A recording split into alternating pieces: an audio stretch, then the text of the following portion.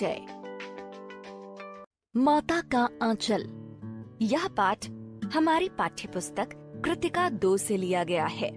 इसके लेखक शिवपूजन सहाय हैं।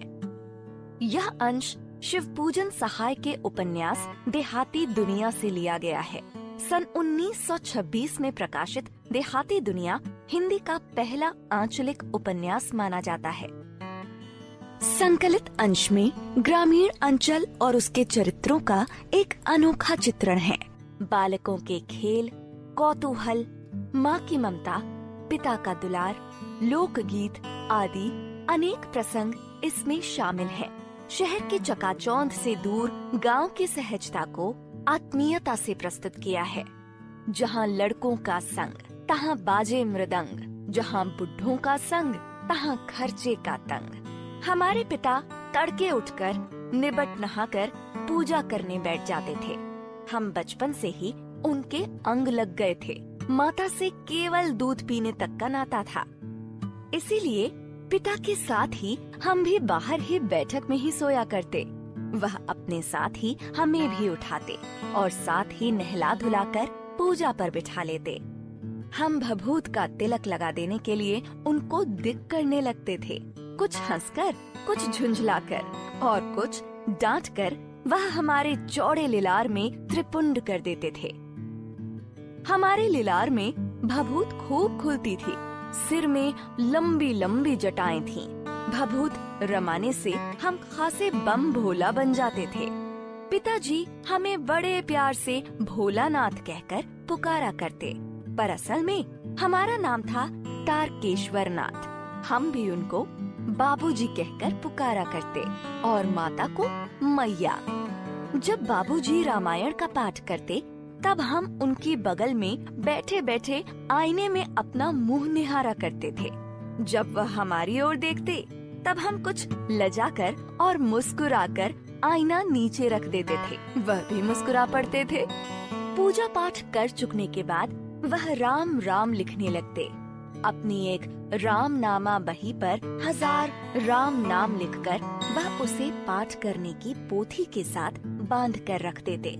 फिर 500 बार कागज के छोटे छोटे टुकड़ों पर राम नाम लिखकर आटे की गोलियों में लपेटते और उन गोलियों को लेकर गंगा जी की ओर चल पड़ते थे। उस समय भी हम उनके कंधे पर विराजमान रहते थे। जब वह गंगा में एक एक आटे की गोलियां फेंककर मछलियों को खिलाने लगते तब भी हम उनके कंधे पर ही बैठे बैठे हंसा करते थे। जब वह मछलियों को चारा देकर घर की ओर लौटने लगते तब बीच रास्ते में झुके हुए पेड़ों की डालियों पर हमें बिठाकर झूला झुलाते थे। कभी कभी बाबूजी हमसे कुश्ती भी लड़ते। वह शिथिल होकर हमारे बल को बढ़ावा देते और हम उनको पछाड़ देते थे। यह उतान पड़ जाते और हम उनकी छाती पर चढ़ जाते थे। जब हम उनकी लंबी लंबी मूछें उखाड़ने लगते तब वह हंसते हंसते हमारे हाथों को मूछों से छुड़ाकर उन्हें चूम लेते थे। फिर जब हमसे खट्टा और मीठा चुम्मा मांगते तब हम बारी बारी कर अपना बायां और दाहिना गाल उनके मुंह की ओर फेर देते थे। बाएं का खट्टा चुम्मा लेकर जब वह दाहिने का मीठा चुम्मा लेने लगते तब अपनी दाढ़ी या मूछ हमारे कोमल गालों पर गड़ा देते थे। हम झुंझलाकर फिर उनकी मूछें नोचने लग जाते थे। इस पर वह बनावटी रोना रोने लगते और हम अलग खड़े खड़े खिलखिलाकर हंसने लग जाते थे। उनके साथ हंसते हंसते जब हम घर आते तब उनके साथ ही हम भी चौकी पर खाने बैठते थे। वह हमें अपने हाथ से फूल के एक कटोरे में गोरस और भात सान कर खिलाते थे। जब हम खाकर अफर जाते तब मैया थोड़ी और खिलाने के लिए हट करती थी। वह बाबूजी से कहने लगती, आप तो 4-4 दाने के कौर बच्चे के मुंह में देते जाते हैं। इससे वह थोड़ा खाने पर भी समझ लेता है कि हम बहुत खा गए। आप खिलाने का ढंग नहीं जानते। बच्चे को भर मुंह कौर खिलाना चाहिए। जब खाएगा बड़े बड़े कौर तब पाएगा दुनिया में ठौर। देखिए मैं खिलाती हूँ। मर्दुए क्या जाने कि बच्चों को कैसे खिलाना चाहिए और महतारी के हाथ से खाने पर बच्चों का पेट भी भरता है। यह कह वह थाली में दही भात सानती और अलग अलग तोता, मैना, कबूतर, हंस, मोर आदि के बनावटी नाम से कौर बनाकर यह कहते हुए खिलाती जाती कि जल्दी खा लो नहीं तो उड़ जाएंगे। पर हम उन्हें इतनी जल्दी उड़ा जाते थे कि उड़ने का मौका ही नहीं मिलता था। जब हम सब बनावटी चिड़ियों को चट कर जाते थे तब बाबूजी कहने लगते, अच्छा अब तुम राजा हो, जाओ खेलो। बस हम उठकर उछलने कूदने लगते थे। फिर रस्सी में बंधा हुआ काठ का घोड़ा लेकर नंग धड़ंग बाहर गली में निकल जाते थे। जब कभी मैया हमें अचानक पकड़ पाती तब हमारे लाख छटपटाने पर भी एक चुल्लू कड़वा तेल हमारे सिर पर डाल ही देती थी। हम रोने लगते और बाबूजी उस पर बिगड़ खड़े होते, पर वह हमारे सिर में तेल बोत कर हमें उबट कर ही छोड़ती थी। फिर हमारी नाभि और लिलार में काजल की बिंदी लगाकर चोटी गूंथती और उसमें फूलदार लट्टू बांधकर रंगीन कुर्ता टोपी पहना देती थी। हम खास कन्हैया बनकर बाबूजी की गोद में सिसकते सिसकते बाहर आते थे। बाहर आते ही हमारी बाट जोहने वाला बालकों का एक झुंड मिल जाता था। हम उन खेल के साथियों को देखते ही सिसकना भूलकर बाबूजी की गोद से उतर पड़ते और अपने हमजोलियों के दल में मिलकर तमाशे करने लग जाते थे। तमाशे भी ऐसे वैसे नहीं, तरह तरह के नाटक। चबूतरे का एक कोना ही नाटक घर बनता था। बाबूजी की जिस छोटी चौकी पर बैठकर नहाते थे वही रंगमंच बनती। उसी पर सरकंडे के खम्भों पर कागज का चंदोआ तानकर मिठाइयों की दुकान लगाई जाती। उसमें चिलम के खोंचे पर कपड़ों के थालों में ढेले के लड्डू, पत्तों की पूरी कचौरियाँ, गीली मिट्टी की जलेबियाँ, फूटे घड़े के टुकड़ों के बताशे आदि मिठाइयाँ सजाई जाती। ठीकरों के बटखरे और जस्ते के छोटे छोटे टुकड़ों के पैसे बनते। हम ही लोग खरीदार और हम ही लोग दुकानदार। बाबूजी भी 2-4 गोरखपुरिये पैसे खरीद लेते थे। थोड़ी देर में मिठाई की दुकान बढ़ाकर हम लोग घरौंदा बनाते थे। धूल की मेड़ दीवार बनती और तिनकों का छप्पर, दातून के खम्बे, दिया सलाई की पेटियों के किवाड़, घड़े के मुहड़े की चूल्हा चक्की, दिए की कढ़ाई और बाबूजी की पूजा वाली आमचनी कलछी बनती थी। पानी के घी, धूल के पिसान और बालू की चीनी से हम लोग ज्योनार तैयार करते थे। हम ही लोग ज्योनार करते और हम ही लोगों की ज्योनार बैठती थी। जब पंगत बैठ जाती थी तब बाबूजी भी धीरे से आकर पांत के अंत में जीमने के लिए बैठ जाते थे। उनको बैठते देखते ही हम लोग हंसकर और घरौंदा बिगाड़कर भाग चलते थे। वह भी हंसते हंसते लोटपोट हो जाते और कहने लगते, फिर कब भोज होगा भोलानाथ। कभी कभी हम लोग बारात का भी जुलूस निकालते थे। कनस्तर का तंबूरा बजता, अमोले को घिसकर शहनाई बजाई जाती, टूटी चूहेदानी की पालकी बनती। हम समधी बनकर बकरे पर चढ़ लेते और चबूतरे के एक कोने से चलकर बारात दूसरे कोने में जाकर दरवाजे लगती थी। वह काठ की पटरियों से घिरे, गोबर से लिपे, आम और केले की टहनियों से सजाए हुए छोटे आंगन में कुल्हिए का कलसा रखा रहता था। वहीं पहुंचकर बारात फिर लौट आती थी। लौटने के समय खटोले पर लाल ओहार डालकर उसमें दुल्हन को चढ़ाया जाता था। लौट आने पर बाबूजी ज्यों ही ओहार उघार कर दुल्हन का मुख निरखने लगते, त्यों ही हम लोग हंसकर भाग जाते। थोड़ी देर बाद फिर लड़कों की मंडली जुट जाती थी। इकट्ठा होते ही राय जमती कि खेती की जाए। बस चबूतरे के छोर पर घिरनी गड़ जाती और उसके नीचे की गली कुआं बन जाती थी। मूंज की बटी हुई पतली रस्सी में एक चुक्कड़ बांग गराड़ी पर चढ़ाकर लटका दिया जाता और 2 लड़के बैल बनकर मोट खींचने लग जाते। चबूतरा खेत बनता, कंकड़ बीज और ठेंगा हल जुआ था। बड़ी मेहनत से खेत जोते, बोए और पटाए जाते। फसल तैयार होते देर न लगती और हम हाथों हाथ फसल काट लेते थे। काटते समय गाते थे, ऊंच नीच में बई कियारी, जो उपजी सो भई हमारी।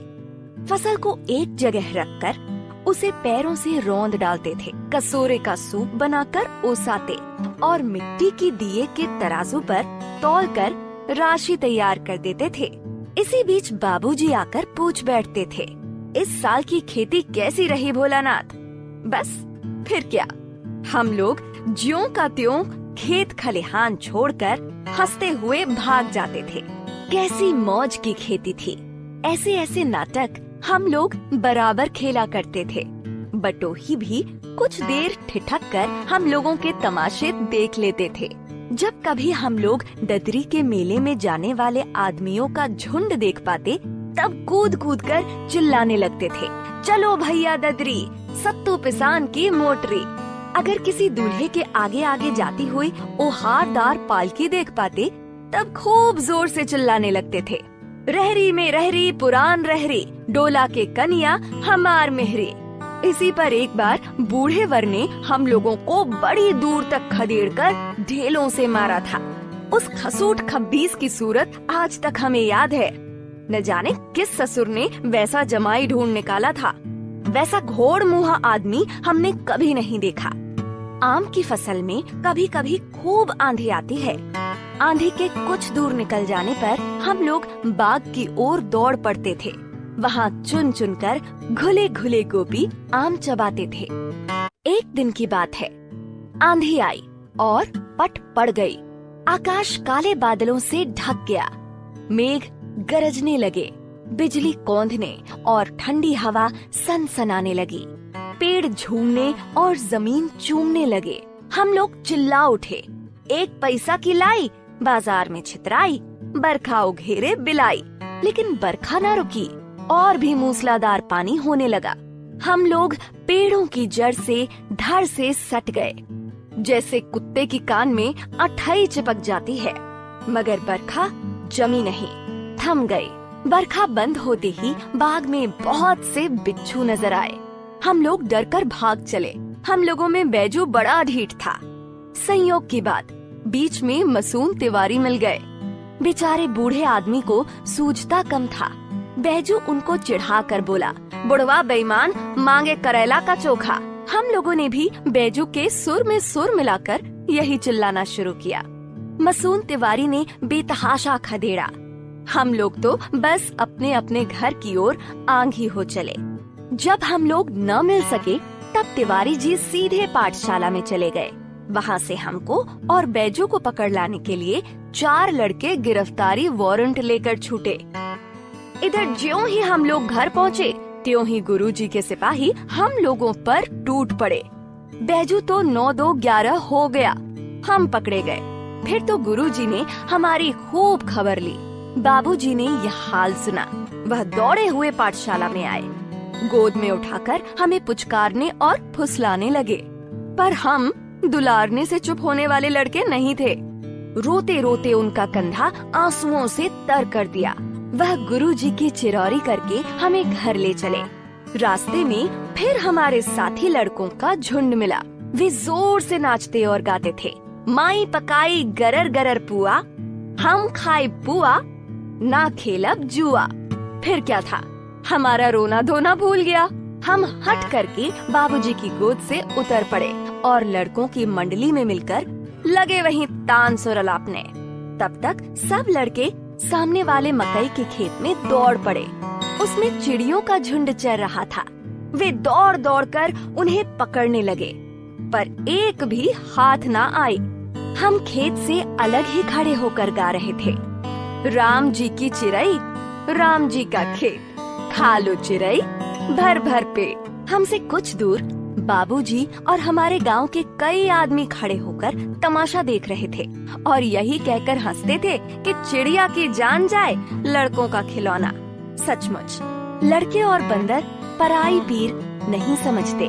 एक टीले पर जाकर हम लोग चूहों के बिल से पानी उलीचने लगे। नीचे से ऊपर पानी फेंकना था। हम सब थक गए। तब तक गणेश जी के चूहे की रक्षा के लिए शिव जी का सांप निकल आया। रोते चिल्लाते हम लोग बेतहाशा भाग चले। कोई औंधा गिरा, कोई अंटा चिट, किसी का सिर फूटा, किसी के दांत टूटे। हमारी सारी देह लहूलुहान हो गई। पैरों के तलवे कांटों से छलनी हो गए। हम एक सुर से दौड़े हुए आए और घर में घुस गए। उस समय बाबूजी बैठक के ओसारे में बैठकर हुक्का गुड़गुड़ा रहे थे।